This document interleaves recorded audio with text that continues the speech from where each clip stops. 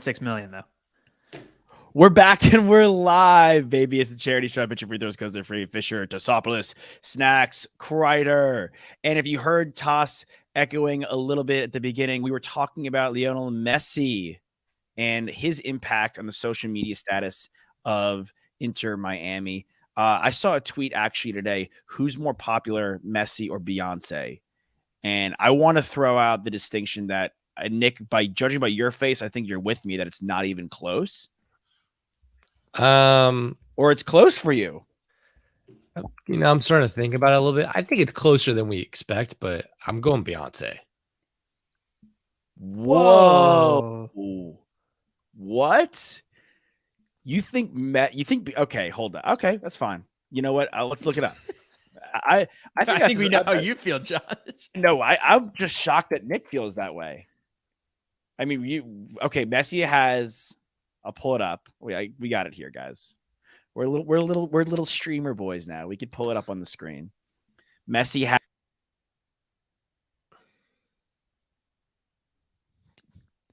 Apparently, when you stream, Josh, you lose audio. the ability to unmute your mic, buddy. Oh, I had to switch back to my other mic. I think so. No, yeah, when I stream, I do lose my mic, but we're back with the mic. Sorry, guys. Okay, Messi has more followers on IG. Yes.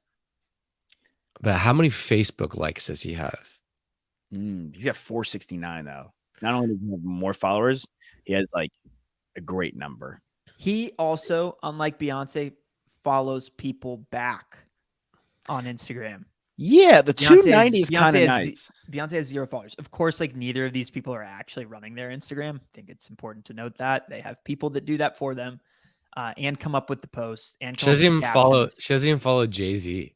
That's so gangster. It would be pretty cool if she only followed Jay-Z. Who's more popular, Jay-Z or Beyonce? Beyonce. Okay, I think. Yeah. Okay, we're cool. I think we're straight. I'm gonna go Messi, Beyonce, Jay-Z. I think in this country, though, that Beyonce is more popular. I agree with that statement. Do you think Jay-Z is more popular? I don't think my mom knows who Lionel Messi is, but she definitely knows who Beyonce is. Text her right now. No. Okay. I'm curious. Your mom might know who Messi is. She doesn't. I think my mom's probably in the same boat. I don't know if she knows who Messi is, but she went and saw Taylor Swift in concert with my sister and some of my cousins, and she said she's a good performer, but she's not Beyonce. So she did say that. Yeah, your mom definitely knows who Beyonce is. She definitely knows who Beyonce is. I'm gonna find out. Let's see if Jill knows. I don't know. I want to give Jill credit for because she's around kids all day. So if Jill didn't know who Messi was, I feel like that would make John upset. Yeah, I won't tell. She's around American kids all day, though. Yeah. Well, American kids are gonna care about Messi pretty soon here. Pretty soon, the MLS. Do you know who Messi is? By the way, the offerings from the Saudi team was started at 1.2, then it went to 1.5. The final offer was 1.6. All three of those after he had already verbally said he was going to Inter Miami. So just they threw another mil in there, and he said no. Just a cool mil, just another cool mil. 100 mil. Sorry, yeah. Yeah, right. They just threw a cool David Schwimmer net worth in there. That they just tossed it in. So yes, just know David Schwimmer's net worth at the top of your head. Dome. I actually did. I think was it Alex? You were quizzing me on some. Yeah, some net worths. Net worths. Just is he $100 million guy? Yeah, friends, pretty much friends alone too. Wait, was LeBlanc the lowest of those? Yeah, maybe Matthew. I mean, we only got to we did LeBlanc. Well, we're not talking about what was Perry's before he spent it on a lot of different things. Yeah, I don't necessarily know. Also, these Google net worths are never accurate. But very true. Via Google, I would imagine that Perry's was more than LeBlanc's because he did more movies. Like Perry had a nice little stint of doing 17 again, obviously. Name another. That was like a comeback for him. I feel like a whole 9 yards, a whole 10 yards. The one that he did with Bruce Willis. Come on, dude. What are you talking about? I'm not just gonna say that just to say that. He's been in movies. Okay. I look. I usually I have your back 100%. His is the lowest with 80 mil. Nick, you haven't seen Friends, correct? what? I thought you said you hadn't. I've seen episodes of Friends. It's not like I've never seen it. No, Okay, I haven't watched the entire show. No, but Okay. I've seen probably how many episodes are in Friends? I think there's 12 seasons, and there's like 20 in each episode or something. 200. So like 240. 200. Okay, Yeah. so I've probably seen 50. Okay. Respect. My bad. I thought previously. I just finished it. That's why I was quizzing Alex on it the other day, and it was remarkable to me that David Schwimmer has like really only been in that. Not like only been in that, because he did the OJ thing, and he was great. Right. He played Kim Kardashian's dad. Awesome. He also plays himself on Entourage. Yeah, but that's Hey, no, I don't think any other Friends actor is featured on that show. So, and he's a real jerk on that show, which is apparently how he is in real life. But I would love to meet him and test that. I've been his waiter before. Yeah, super nice guy. How many of the other Friends crew were you waiters for? That's it. Okay. I mean, obviously, we didn't get no one for you, right, Nick? He was at the bar one day at John and Benny's. Yeah, I remember that. Yeah. I don't think any of the Friends people know. Yeah. A lot taller than I thought. I'm sure they have dined in at the restaurant that we worked at. We just missed it. Courtney Cox has definitely been there. Yeah, I feel like that. Sure. Yeah, hers has got to be. So it's Aniston, then Courtney, and Kudrow maybe. Kudrow has a lot of voiceover. Ooh, that's true. She's bounced around in some other TV shows as well, and obviously she's an easy A. Obviously. The hers is it goes the girls are the 3 highest. That's correct. The girls are the 3 highest, followed by Schwimmer, followed by LeBlanc, followed by Matty Perry. LeBlanc did other TV shows too. Speaking of TV shows, one of our favorites. Wait, hold on though. Okay. How many people cameoed in that show that have higher net worths than the core cast? A lot. Reese Witherspoon, Brad Pitt. Rudd is Rudd worth? Paul Rudd put in 16 episodes. Does that even count as a cameo? No, but I just meant like characters. Cameo is the wrong word. Other characters that were featured. Tom Selleck, yep. You think Selleck's net worth is higher than Aniston's? No way. Oh my God. We were watching the show. We were watching, you guys are going to freak it. Sam and I were watching the show, and Sean Penn comes on screen because he plays like Lisa Kudrow, like Phoebe's sister's fiance for like a couple episodes. Yeah. I was like, oh my God, Sean Penn. She goes, you know who that is? I go, yeah. Like, what? Like, she's like, I'm like, who is that to you? Like, when you look at that actor, like, who is that to you? She goes, oh, like, this is Phoebe's sister. This is Ursula's fiance. I go, oh my God, like Mystic River, like Milk. Like, she goes, I mean, Milk is on, like, I could get that. Like, Mystic River, that was a classic. Like, I'm like, you don't know, you've never seen Fast Times? And she goes, no. I'm like, yeah, Spicoli, bro. John Favreau, definitely higher net worth. Yeah, good call. 100%. Well, not higher net worth, but shout out to Giovanni Ribisi, who plays Phoebe's sister or Phoebe's brother in that show. Yeah, he killed it. Giovanni, talented. He's so good. Underrated. Is he the most underrated actor in Hollywood? No. Probably not. Probably. Yeah. Okay. Anna Faris is in it. Yeah, she gives birth, not to spoil, but she's a birther. Bruce Willis is in it. Kills it in it. Bruce Willis actually dominates in it. Bruce Willis. There's some names. Oh, dude, yeah. It's a who's who of like of major people. Bruce Willis is dope in it. You would Reese Witherspoon, Gary Oldman. Oldman, dude. Alec Baldwin. Okay, Gary Oldman and Alec Baldwin are hysterical. Naked Man, right? Who does a Naked Man? I think he's a random guy, right? Oh no, that's the wrong show. Right? Yeah, I think no. The Naked Man is it How I Met Your Mother? No, Yeah, I thought the Naked Man is in Friends, or who's the one where the neighbor's right above them that is always super, super loud? That's Seinfeld, maybe? Yeah, I think the Naked Man That's How I is Met Your Mother, I think. How I Met Your Mother, when like that's like a technique they do, like Barney does it, like when you come in the room and you're just Part naked. of the Yeah, playbook that he yeah. has. Yeah, part of the playbook. What's Alec Baldwin's thing? He Dude, also dated Phoebe, right? he dated Phoebe, but I don't know if you have seen the episode. If you haven't, go watch it. It is I was crying laughing. He's so positive. He's like just overtly positive. He's like, it's amazing to be here with you guys on this night. Like, and it's like, and I was like, and yeah, Sam was like, oh, that reminds me of you. I'm like, okay, relax. I'm not like that at all. Well, another like classic character in that show, Elliot Gould, who's Ross and Rachel's dad, or not Ross and Rachel, Ross and Monica's dad. He's also unbelievable in that. Yeah, he's Chris Isaac, the artist, isn't it? Who's that? Chris Isaac? What did he make? His most famous song is Wicked Games, but he's like a guitarist and songwriter. I know who that is. Wicked Games is a good song. Sing it, Josh. Yep, that's it. Something like that. Well, and of course Jim Craig, who's the actor's name is escaping me, but doesn't he play Tag? Eddie Cahill. Eddie Cahill played Tag. Is that his name? Yeah, he is good. He was in it for a lot. We could just do this all day. Danny DeVito, Jeff Goldman. Have you seen Jeff Goldblum? Have you Jennifer seen Danny Coolidge?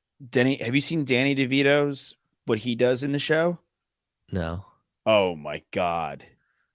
Danny DeVito, he actually might be the funniest cameo. Gabrielle Union, she definitely has a higher net worth because of D-Wade. And like commercials and products, though. Does he crawl out of a couch?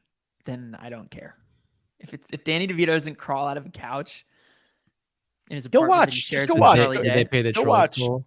Go watch. It's like really what Danny DeVito does in that show is hysterical. Charlie Sheen. He does literally every single day is hysterical. Danny is the best. He's the best. He's great. He's all time. Speaking of all time, one of the all time Vikings running backs. It's time to talk about sports, boys. We could talk about TV in a shekel. Dalvin Cook will be hitting the open market. He'll be traded. He'll be let go by tomorrow if they can't find a trade partner, which I'm anticipating is the case, considering the Cardinals couldn't find a trade partner for DeAndre Hopkins. I'd imagine no one's going to be giving anything up for Dalvin Cook and rather just waiting for the Vikings to release him and someone else to sign him. So before we get, first of all, serious fantasy implications for Alexander Mattison. I guess he's the one taking over the backfields in Minnesota. I've seen a lot of people like already coming out and saying fade where the ADP will end up for him. Which I think that's just because we haven't seen him do it. I mean, we've seen him be the starter enough. And have you ever been blown away by Alexander Mattison? No. Yeah. Like the general consensus on him was they had one of the better backups in the NFL. No. Like they had a good backup. He was a reliable back, serviceable. Thank you. That's probably the best word to describe it. But they're going through a lot of changes, honestly. Danielle Hunter is probably going to be traded, is the rumor around, which he's their best pass rusher. It's a very interesting time in Minnesota right now. I think they obviously might be gearing up to allocate a lot of their money to their superstar wide receiver, a guy we discussed. If things don't go right in Minnesota, he could be on his way out as well. And that's Justin Jefferson. So for me, I think Dalvin Cook, they cut him. I think Miami makes the most sense. I mean, I don't really see Chargers. Yep. Yeah. They don't have to trade for Derrick Henry. I mean, it depends what he wants, right? Like, does Miami make the most sense if he wants to win one of these guys? Why? I was out on Miami last year. If Tua is healthy, it's a major if. So let's just play that game. If he is healthy. I'm not talking about make the playoffs, so I'm talking about win a Super Bowl. I think they can win the Super Bowl. Yeah, but how many teams realistically need a running back right now or could use his services and are ready to win a Super Bowl right now? Runner. Or him away. Okay, a him away. Oh, I like that. Nice, Nick. Actually, you should coin that. I legitimately don't think I've heard that. Okay, let me run through them. What do y'all think? And we heard from our boy, shout out Adam Lazar White. He texted us a list of teams this morning. I'm just going to throw some out there. Ravens, do they need him? What does that do for the Ravens? Adds another wrinkle to their offense, and their running backs always get hurt. So he's going to get used. Couldn't hurt. I mean, joining his brother in Buffalo, Toss, you poo-pooed that, but change your heart. It wasn't. I like the idea of it, but they're currently spending 11 mil on 4 different running backs. They just signed Damian Harris. I think James Cook is the back for the future for this team. And while they are brothers, and that would be an awesome story for them to be on the same team, I don't necessarily think they need him. Okay. Chargers. And they made the trade with Nyheim Hines was a mistake, and they're paying that guy too much. Does that elevate the Chargers past Kansas City for you guys? I don't know if past Kansas City, but it definitely makes us a whole lot better. Do you think you could win the Super Bowl this year, as it stands? I don't want to even answer that question because it's just I feel like I can win it every year. Okay, so you just say yes. Don't be like you win. If you think you can win the Super Bowl, you say you can win the Super Bowl. I can win the Super Bowl. Okay, there you go. Nice. Good. That's a good positive outlook. Do you think Dalvin Cook takes you from this nervous I don't want to say it but I could say it to okay, I really think I could say it? No. Okay. I still think it's the Chargers, and you're always going to be nervous about it no matter how good of a team they field. Fair. Very fair. As long as you're in the same division as the Chiefs. As long as you're in the NFL with the Chiefs, honestly. Yeah. Doesn't matter what division you're in. But the AFC specifically. Yeah. I would say. Yeah. Sure. I think that's where my mom just texted me back. I go, do you know who Messi is? She goes, yes, a soccer player. Why? Pass the test. Yeah. All right, I'm going to text my mom now. Yeah. Nick, you're up next. My mom's flying back from Cabo, so we won't get a text back. Hey, she may have heard that it made Messi back in Cabo. Sure. Okay. I don't think he's going to who in the NFC could he go to? The Bucks, maybe. You don't think the Cowboys are viable? I think that's the most viable, but I think if you put it on a list of viables, I think Ravens are more viable. I think I think Patriots are interesting. I think Dolphins are way more viable. I think the Chargers are more viable. I think the Broncos are more viable. What about the Panthers? The Thurs. They signed Miles Sanders, so no. Right? Maybe. No, I would say no. I mean, Chuba. I would say no. Miles, probably not. Saints are pretty set with Williams and Kamara. Well, it all depends on what kind of money he's looking for. Does he want the biggest bag he can possibly get, or does he want to compete for a Super Bowl? Okay, Well, I think yeah, I guess you're right. I mean, if you're going to the Cowboys, if you're going to the Chargers, if you're going to the Chiefs, you're taking a pay cut. You are. Yeah. I mean, if you're getting released, you're taking a pay cut regardless. Exactly. So you're taking a pay cut if you're going to Miami or Denver. Yeah, but they can reach and would reach in a way that I think those other 3 teams that I just listed would not. You think, okay, let's say he goes to the Cowboys. Let's say they replace Zeke with Dalvin Cook. First of all, he's the starting running back over Tony Pollard, correct? There wasn't a starting running back last year. I don't see why there has to be a starting running back this year. Just it's a split backfield. It's a split backfield. And a guy who's coming. I'll give he's probably taking more carries because Tony's coming back from that injury. So maybe let's rank Dalvin Cook destinations, and let's keep in mind contender. Let's keep in mind need, and let's keep in mind I guess monetary value of where he'd want to go to win a Super Bowl. So what's the number one destination in your guys' eyes? Number one. Maybe the Chargers. You get to live in Los Angeles. You get to be on a competitive team with a really balanced offense, and the bulk of the run game isn't solely on your shoulders because you have Eckler, really good spell back. Mm-hmm. I think they need each other. I just don't know if the money is right there though, because eventually they're gonna have to pay their wide receivers, and they might even cut one of the wide receivers. I can't imagine anyone's gonna be signing him for a lengthy multi-year deal. Could be a 1-year deal. I would go Chargers. I'm convinced in the Cowboys toss. I could go Cowboys too. Just of need, Super Bowl fit. I do think Broncos. Yeah, with Javonte Williams coming back from injury. I think the Broncos are a sneaky third team.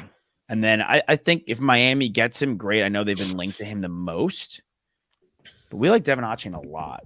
And I think the kid out of A&M, I think that's a really good player for their system. I like the idea of Miami.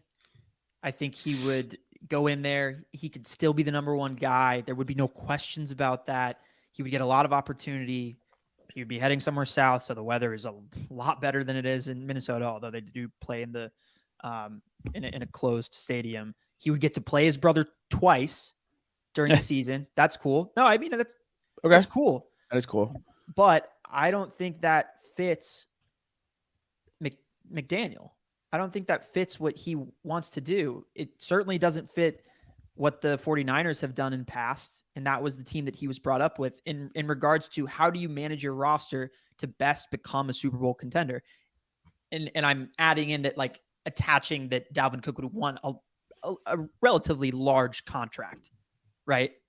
It's not where you spend when you want to be a Super Bowl contending team. It's not. No, okay. I agree. I would not be paying him. I think we're looking at a lot of the contenders.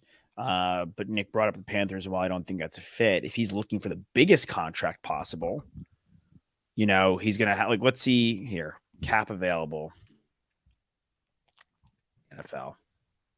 I will say, I did get in because there was Jake Ellenbogen and Cam Lynch, another Believe show, Off the Edge. They were talking. They've been doing their like rankings throughout the offseason on just positional players, and they didn't have Dalvin Cook in their top 10. Do you agree or disagree with that? I disagree. I think he's still a top 10 running back in the NFL. Yeah. Wait, you're saying top 10 position players or top 10 running backs? Well, they've been kind of bouncing. They did their wide receivers, their top 10 wide receivers. They did their top 10 tight ends. In their top 10 running backs, neither of them had Dalvin Cook. And I think that is incorrect because I think he's a top 10 running back in the NFL. Let's do it. Let's list them real quickly. What do you guys think? Well, let me just, this is, as injured as he's been a top 10 rusher for the last 5 years. In the last 4 years, he's been a top 6 rusher. Like, the guy has actually been healthier than you'd think.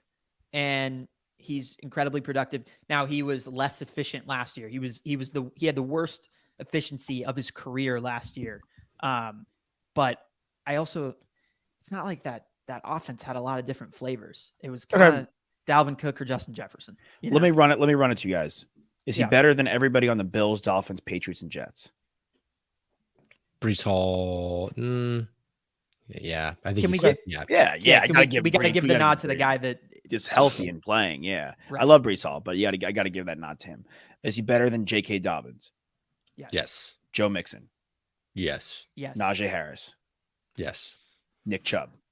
No. Okay, so that's one guy ahead of him. Is he better than? I hesitated on Najee, but I will give Dalvin the edge there. Let's just list them. Okay, I'm just going. Yeah, I think it's Nick Chubb, Derrick Henry, Kamara. No, sorry, not Kamara. McCaffrey. Yes. McCaffrey. Yes. Derrick Henry. That's 3. Barkley. Saquon. Yep. It's 4. Do we say Aaron Jones? See Jonathan Taylor. Yeah. Okay, wait. So who do we have so far? I've kind of lost track. McCaffrey. Yes. Derrick Henry. Nick Chubb. Jonathan Taylor. Maybe Aaron Jones. Well, let's table Aaron Jones for a hot sec. But okay. Guys that we're 100% certain of first. Okay. Guys that were like 100% certain. Are we saying Eckler? No, I'm not 100. I'm not going to. I'm not going to. I love Eckler. Awesome dude. Unbelievable talent. But running back, no. He wouldn't be your running back number 1. Can we see Bijan already? No. No, but like maybe. But like no. I would Etienne. I mean, need to see more. Yeah. Okay. I'm high, obviously very high on him, but so I'm high on Brees Hall and Ken Walker and Etienne. I'm high on all those. Damian Pierce, I'm high on all those guys. I need to see more. Yeah, I mean, so Henry, Taylor, Saquon, CMC. Like that's it. Josh Jacobs. And Josh Jacobs. So 5 guys ahead of him. So he's like a 6th or 7th running back in the NFL. Pretty handily, actually. So you're getting a top 7 guy. I mean, yeah, Dalvin Cook to me, dude. Like, I'm so anti breaking the bank for a running back, but he is a guy with really serious breakaway speed. He's what do you do? Yards per carry, yards per game last year he was at 69, a little low. Yards per an attempt, that was 4.4, super solid. He's very solid in the receiving games. He played 17 games last year. Yeah. Like, that's impressive. 13, 14 the year before, 14 the year before. Like, this guy, yeah, I know there's been times where you have that. The last 5 years, he was top 10 in rushing. You have to be on the field to do that. Like, he's actually been more healthy than we think. I agree. He's 27. I'm actually and he had the shoulder surgery, so he will be coming. He played the entire season last year with a bum shoulder. He'll be coming in fully healthy in a way that he hasn't been previous to that. And I know that's something like he's coming back from an injury, obviously. So there might be some hesitancies and, he'll have to probably boost that confidence, but I actually feel like he's healthier than he has been for the last 2 years. So I feel good about that. Here's a team I want to throw at you guys. Very dark horse, but Browns. Like, we've seen what they can do with a healthy Kareem Hunt and a healthy Nick Chubb in that dual backfield. Does Kareem Hunt sign anywhere yet? No, he's available. No. I heard available. A lot. I've been seeing some rumors already just of the floating of him being a spell guy for Madison in Minnesota. You know what? I think you guys are neck and neck on the running back game that we played a few months ago with free agents. Already? Yeah. And I don't know if neck and neck is the right. I feel like it's like you guys are ankle to ankle. Like we sucked. Yeah. It was tough. It's tough to predict. Well, you guys want a little recap? Yeah, sure. Okay. I just want to throw out really quickly while I have this up, though. Patriots, Browns are teams that I'm watching that we haven't listed really yet as viable options for our man Dalvin Cook. I think both those teams can really use him, and I think especially Stefanski, who's familiar with Dalvin Cook, former offensive coordinator for Minnesota. I think the Cleveland's the team to watch out for. I like that. So a little recap here. So we played a fun game. We like playing this when free agency happens. Where will the top running backs land? And we made it a competition, and whoever gets the most correct gets a t-shirt jersey. And so as it stands right now, you guys both got Saquon Barkley right, going back home to the Giants. Both got David Montgomery wrong. Both got Tony Pollard right, staying with the Cowboys. Both got Miles Sanders wrong. Both got Josh Jacobs right, staying with the Raiders. Kareem Hunt is the last one that's not been picked correctly. Damian Harris both wrong. Jamal Williams both wrong. Deonta Foreman both wrong. Bijan Robinson both wrong. Jahmyr Gibbs both wrong. So last one's Kareem Hunt. Josh, you have the Chargers. Toss, you have the Dolphins. Yeah. So those are both, I think, in the mix because Chargers and Dolphins haven't addressed their issues yet. So we'll see where Dalvin lands. We'll see where Zeke lands. We'll see where Kareem Hunt lands. You guys want to add these two to the mix to try to spice it up? Because literally just comes down to this one guy. Who else do you want to add? Dalvin Cook and who? Zeke. Okay. Toss, you could go first on Zeke and I'll follow up. I think Ezekiel Elliott will be playing for the Cowboys once again this coming season. Okay. I'll just, for the sake of the game, I don't disagree necessarily. I'm gonna go Cool Joe. Back to Ohio. Nice. I like that. That's not a bad pick. I think Joe Mixon's another guy that we could see, by the way. Yeah. We'll have to see if he actually hits the block or not. The black. Okay. What about Dalvin? He's just been linked to Miami too much. I'm gonna go Miami. Florida State. I'm gonna do it. I'm gonna say the Bills. We're brothers. That'd be sick. As I think about it, and obviously I listed out like how much money they're already spending on running backs. man, this team is going to catch a lot of flack if they do not make the AFC Championship, if they don't exist in this season, this upcoming season, as a true contender. And I think they're going to get desperate. I think we could see them start to get pretty desperate with this squad. I don't think they're going to make the AFC Championship. I know. I don't either. I'm just saying, like, the expectations for what this team is supposed to have been for the last 2 years is becoming very real and becoming talked about as a prevalent storyline in the AFC. He's not a top 5 quarterback to me. They are not a top 3 team, maybe not even a top 5 team in the AFC to me. Yeah, as far as like path to Super Bowl. I think the Von Miller injury really hurt them last year. Yeah, I mean, he was the anchor of that defense. And it's a lot of money committed to him too. Right. I would take Burrow over him as a quarterback and the Bengals. I would take Mahomes, obviously, and the Chiefs. I would not be surprised if Trevor Lawrence jumped him this year. Quite frankly, as a quarterback, him and Herbert are neck and neck for me. And I would not be surprised if Herbert took that next step. What about Jalen Hurts? Yeah. He went to the Super Bowl. He just went to the Super Bowl. It was unbelievable. Yeah. And if he didn't get hurt this year, he would have had a shot at the MVP. Agreed. Yeah. So that's where we're at. One guy that we haven't mentioned yet, one team we haven't mentioned yet, if they're fully healthy and if he's fully healthy and they're ready to rock, every time that he goes down, they're in first in the AFC. The Ravens. So the Ravens. Let's go with some NBA. The Nuggets. I almost said the Magic because what Joker did last night was magical. They're the first duo in NBA history to have 2 30-point triple doubles. I said in our AMP show, I'm like, look, let these guys score 30, 35, but just make sure nobody else scores. Christian Brown came out and was absolutely dominant. He was an electric piece off the bench, and then Aaron Gordon did his thing, and Jokic and Murray continuously found each other in that game, and you could have but I will say it's not like they put up a boatload of points as a team. Miami, by and large, did what they had to do defensively to stop Denver. They didn't put up a lot, dude. They pulled away in the third quarter, but they didn't finish with a lot of points. And I know Jokic and Murray's stat lines are ridiculous. I know, again, 30 is a lot of points, but that was my point. My plan was contingent on Miami showing up, and Bam had a tough day from the field, rebounded well, but Bam was good. He was good. He was good. But did he not finish the game 7 of 21?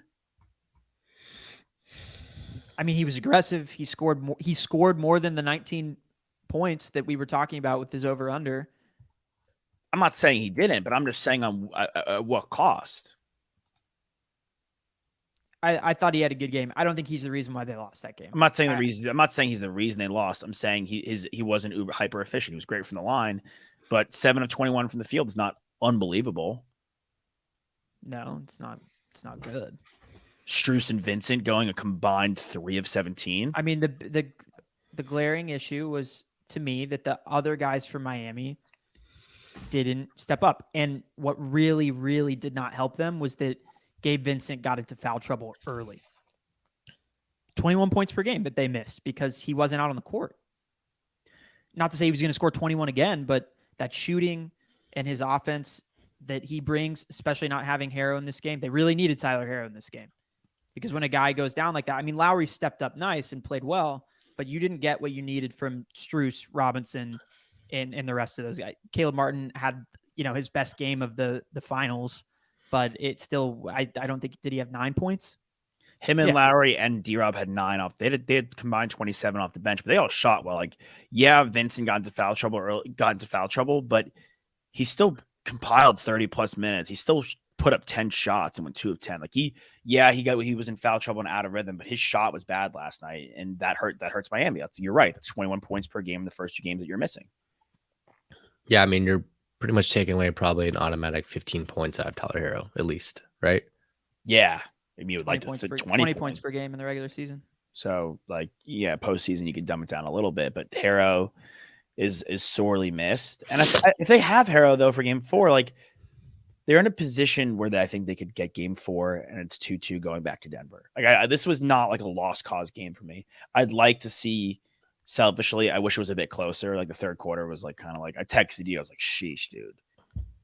Like that was like. Well, yeah. Also say this: like a lot of those shots that Duncan Robinson made, that Kyle Lowry made, were chip away shots. They weren't like in the context of a 5-point game where they're hitting a 3 now to be down 2. It was they're down 18 and he hits a 3 to make it 15. Like it's all about. I mean, like the stats are great, but it's all about when these shots are being made and when they're being missed. And for me, when Gabe Vincent gets into foul trouble, a lot of those minutes that he ended up racking up were in the fourth quarter, when the game was already pretty much out of reach. They needed him in the second quarter and in the beginning of the third quarter when he got into foul trouble, where they needed to close that gap so that they could be within 8 points, 6 points in the fourth quarter to actually make this thing a real game. And unfortunately, they don't have the luxury, missing Oladipo, missing Harrow, they don't have the luxury of depth where they actually they can just pull to a guy like Christian Braun and Jeff Green and Reggie Jackson, who even got minutes in this game, and have them run for 8 to 10 minutes. Like they just don't have as many guys on their roster right now because of the injuries. And yeah, like you're going to take the best player in the world and Jamal Murray, who he's at least a top 35 player in the NBA, especially in the playoffs. He's probably a top 25 player, maybe even higher than that, versus Jimmy and Bam. Like you're always going to take the top guy out of those four when you're looking at duo versus duo. So it's the other guys on the Heat that have to really step up. We saw when they scored 111 points, they won the game in game 2. They have to score and put pressure on this Nuggets defense, which I still don't think like was that great. I still don't feel as poorly as the Heat shot. It didn't really feel like it was a result of the Nuggets defending them incredibly well. I thought they defended fine, but the Heat are still getting open looks. The Heat are still creating good quality shots. They just didn't hit him this game. Yeah, and I think having Hero out there is, even if he's not 100%, having him out there as a threat is going to help. Is going to open up shots more for other guys. But I think you're right. Like these guys are getting their looks. Like it's no shake on Spo. He's getting them in the right spots, and the offense is moving quite nicely. They just got to hit the buckets. Yeah, they're a very streaky team. They have been all playoffs. It's on the offensive side. Yeah, defensively they're always there. Pretty mint, honestly. I mean, again, like I don't think like the Nuggets put up points, but it's not like they put up 120, right? 115. Like we've seen other teams put that up against the Heat. Like the Heat played pretty well defensively by and large. And I'm with you. I think Bam had a good game. He wasn't the reason he lost. I just would have loved to see him go. I would have loved to see him go 11 for 21. Yeah, I mean, or 7 of 17. Like I think they got to mix things up defensively on Murray, because look, you're gonna get 25 plus from Jokic and probably like 8 to 12 assists. And of course he's going to dominate the glass. And he did it to another degree in this game. I think he had like 8 rebounds in the first quarter or something like that. But most of the time when Jamal Murray scores 25 points plus, the Nuggets win. So you have to focus your efforts on mitigating him, whatever that means. I'd actually like to see them, not put Jimmy Butler on him the entire game. Because I feel like at this point, Jimmy he's exhausted, man. He's worn down. He's played just a heck of a playoffs from each individual series, but he needs some support. And some of that I think comes on the defensive side. So if Martin can guard Murray for some of the next game, even if Strus can, I don't know. You throw Lowry at him a little bit. You throw Lowry at him, get into him a bit. I mean, Jamal Murray's just really talented. He's going to shoot over the top of Lowry, and when he gets any sort of space, he's just such a good shooter. But tough for the Heat if they go down 3-1 here. I think the gentleman's sweep that a lot of people were predicting seems pretty imminent. So they really, really need this game coming up here in Game 4. It's a must-win. Agreed. That's what you predicted too. Toss of that. Yeah, I mean, we said that they were going to lose Game 3 and then win Game 4. Oh yeah. Just say yesterday. Yeah. All right, let me throw a couple of things at you. Chris Paul fake waived, false reports. Fuevo. So he could be waived, re-signed, restructured, traded. There's a lot that goes on. But all that being said, there will be shakeups in Phoenix. Quite frankly, honestly, if it's me, like he's not, and another report came out that they're going to explore DeAndre Ayton trades. That would be shakeup number 1. priority on my list. I would be calling Indiana back, begging them to be like, hey, like, what's up with Miles Turner and Buddy Hield? Are they still available? Can we figure something out? Yeah, I also saw on the opposite side of that Vogel is excited about using DeAndre Ayton as a core piece on his defense. Think about who Frank Vogel has had, though, on his teams that have competed in the Eastern Conference and in the West. Yeah, who Anthony Davis and Roy Hibbert. He's always had a big that can protect the paint and be your defensive anchor. So I actually wouldn't be averse to them holding on to Ayton and seeing what Vogel can get out of him. There was obviously a contentious relationship between him and Monty Williams, and you'd hope that like not liking your coach as much as you should or want to, like that it shouldn't determine how you play on the court.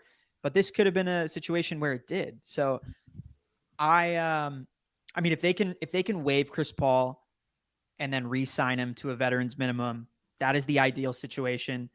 But if they end up waiving him and he goes elsewhere, and what was predicted yesterday actually comes to fruition, I don't think it's the worst thing in the world. And you allocate that money to different guys and bolster the depth around Devin Booker and Kevin Durant. Devin Booker can run your offense. He has shown that he can do that, and I'd like to see more from him. And I think there's another level that guy can get to. And then when he's out, Kevin Durant can run your offense as well. Mm-hmm. So if Chris Paul is going to take up that much money and he's going to not be healthy for the majority of the season, and you have a glaring depth issue, to me, it's obvious that like that's what needs to be taken care of first. Okay. Yeah.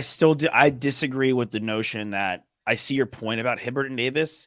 I disagree in the sense that Davis and Hibbert were way better defenders coming into their relationship with Vogel than Ayton is.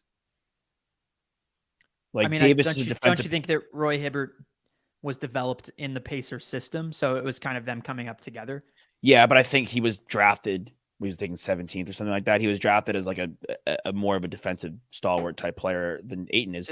Well, but wasn't Ayton top 5 in blocks in college basketball?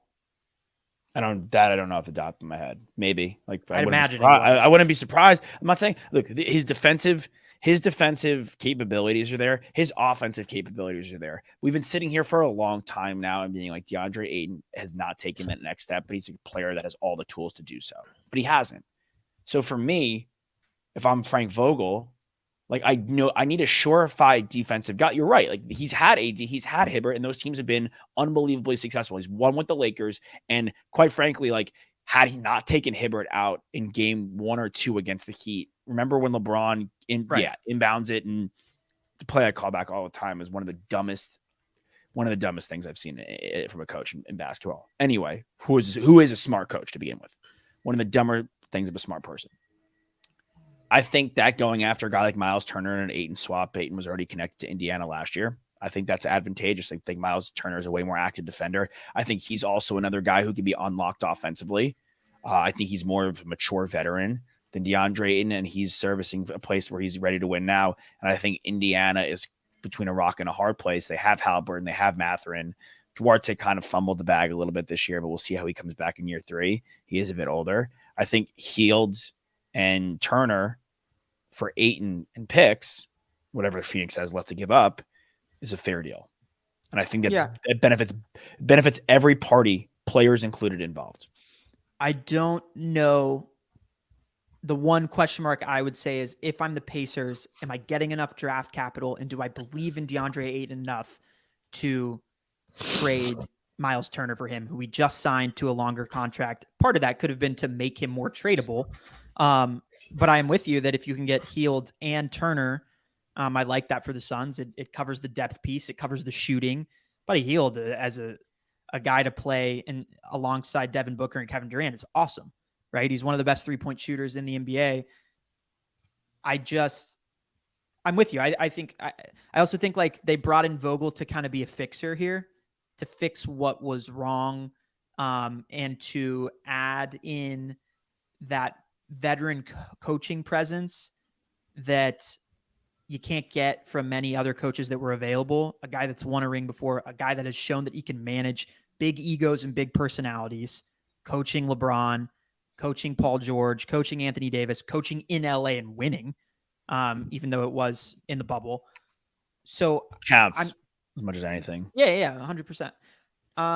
So I'm interested to see. It was more that like I think that Vogel probably believes that he has that ability as a coach to get the best out of Ayton. And if it's not Miles Turner, I don't really know what other big you can bring in there that's going to give you the same offering. I agree. But this is what Phoenix, you asked what Phoenix can play with. This is what they can play with. So outgoing right now, they have all these picks to Brooklyn, 23, 25. So this year, in 2 years, in 27 in the NBA, we know that you can't, and 29. Wow. Sorry. And the right to swap in 28. You can't do consecutive years, as we know in basketball, but you could supplement that with pick swaps.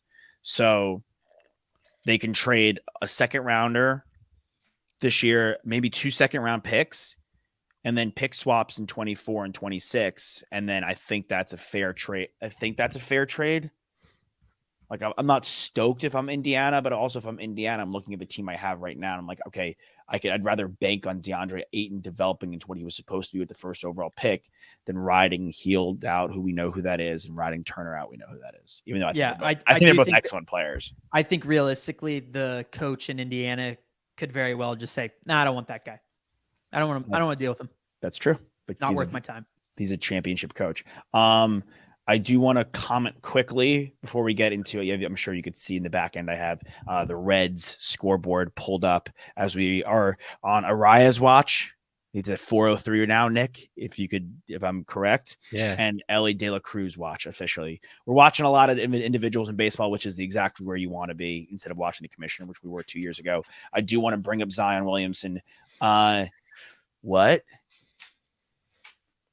Like, what are you? Is it a big deal? Like, I'm actually bummed we care about that. I'm bummed that the narrative of Zion Williamson this year was him spitting in a porn star's mouth rather than playing basketball.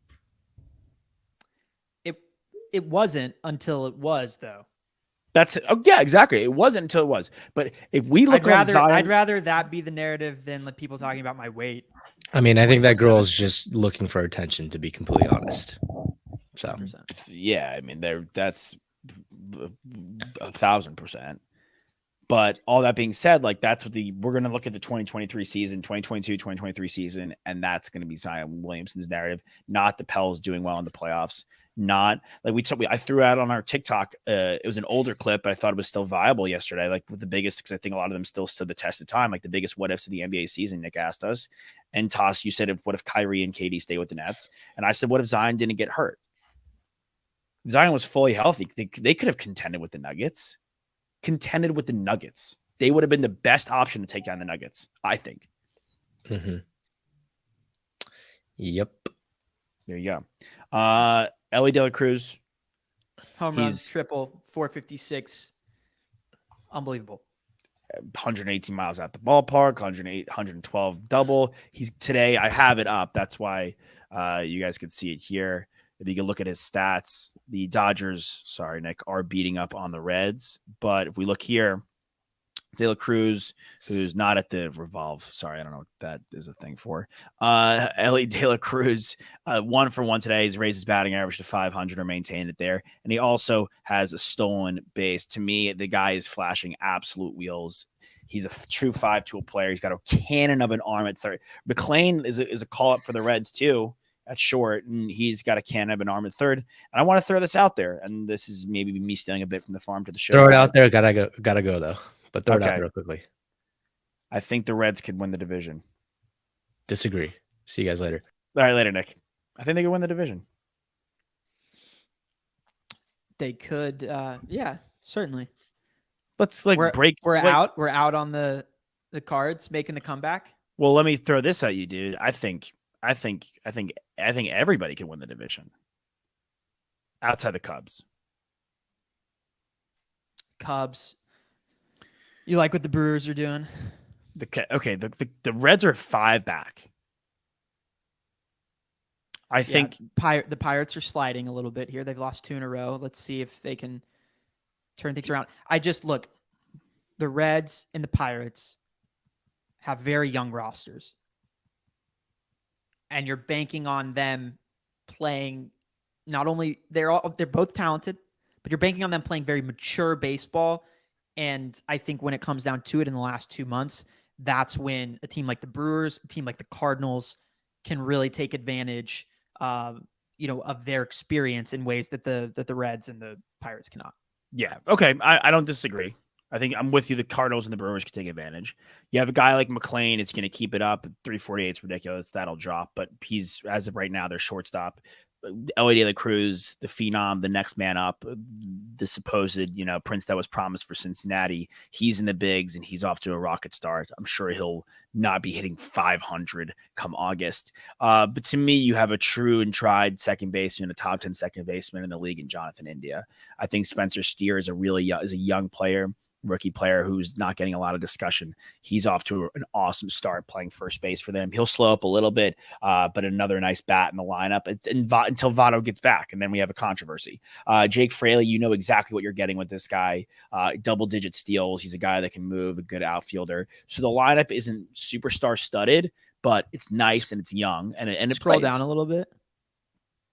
I just want to see their who was I can't even read it really well, but who is their TJ Friedel? Who was their rookie that hit the walk-off yesterday? What's his face? Benson, yeah. I mean, they've got some young guys on this team that are really, really promising. The Reds, their Twitter account posted something, and it was like not knowing which of their rookies to pick as rookie of the year because they just have that much talent, and obviously Ellie is kind of the face of it, but yeah, he is the face of it, but this guy Hunter Green is 2 seconds away from putting it all together. 2 seconds away from putting it all together. Lodolo is another. All the Grant Ashcraft isn't doing it for me. I think they have some serious pitching woes. Lodolo is a guy that's been hurt, a guy I liked at the start of the year. He had a couple rough outings, but if you look at his Ks per 9 inning, like he has the stuff. It's just he has to put it together. But Alexi Diaz, who's brother of Edwin Diaz, 17 Ks per 9 innings. He's mowing guys down. He's had an unbelievable year, and the rest of their bullpen, like, they're striking guys out. Like, Alex Young is been solid. He's not been unbelievable, but he's been a solid piece. Like Lucas Sims has been like somewhat decent, right? Like his ERA isn't like that desirable for a bullpen player, but he's been solid. And then Alexi Diaz, we're talking about a top 10 closer in baseball. And on any given night, we're talking about a top 5 guy. So that's to me, like Lucas Sims is he's my closer in my MLB The Show franchise. Man needed to get a new closer, dude. Well, he's turned out to be quite a good player in 2024. Yeah, he's turned out to be quite. Well, guys develop in different ways. He's really good actually in that game, but it's not, it's different than real life, obviously. That it is. But different. I also have Doval. Why is Camilo Doval not closing? He's my setup man because he's not as good as Lucas Sims in my game. The way that the guys have gotten better, Doval is not as good. Well, on our best to believe show, the Wake and Rake guys. But I also have Karinchak too. He just is fun. He just throws hard. He's another guy that I get in there in the 7th or 8th sometimes. I don't want to do this now because we're going to do it on best to believe because Wake and Rake has graced us with another awesome graphic of top 10 closers, and I want to break that down. I saw that. Yeah. So we're going to use that on our Doval was he a top 5 guy? Should be.